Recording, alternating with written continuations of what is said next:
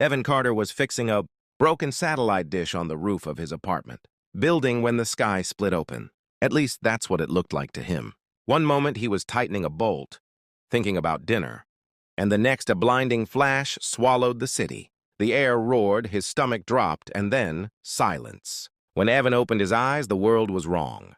The buildings were gone. The streets were gone. In their place stood towering trees with fern-like leaves wider than cars. The air was thick and warm, buzzing with insects that looked prehistoric, because they were. Evan sat up slowly, heart pounding.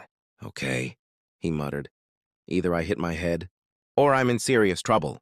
A deep, distant call echoed through the jungle. Not a bird, not anything Evan had ever heard before. That's when he saw the footprints. They were enormous, pressed deep into the muddy ground, each one longer than his entire leg. Evan's brain finally caught up with his eyes. "Jurassic," he whispered. "I'm in the Jurassic period." Survival mode kicked in fast. Evan had no weapons, no phone signal, and only the clothes he was wearing. But he did have something the dinosaurs didn't: knowledge. He remembered documentaries, science videos, and articles he'd read for fun. Herbivores traveled in herds. Predators hunted mostly at dawn and dusk. And climbing was always safer than running. A sudden crash shook the trees.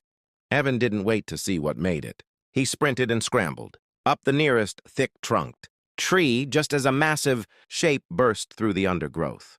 A carnivorous dinosaur, taller than a bus, paused beneath him, sniffing the air. Its yellow eyes scanned the forest. Evan held his breath so hard his chest burned. After a tense minute, the creature turned away and vanished into the trees, leaving the ground trembling in its wake. Evan exhaled, shaking. "Note to self," he whispered. "I miss the future." Days passed. Evan learned to gather edible plants, collect rainwater, and move carefully through the jungle.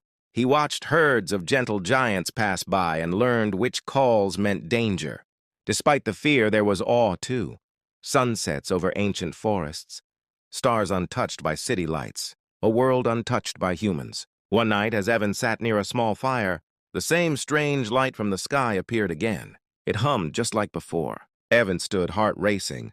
"Don't leave me here," he said to the light, not sure who or what was listening. The light expanded, wrapping around him. When Evan opened his eyes, he was back on the rooftop.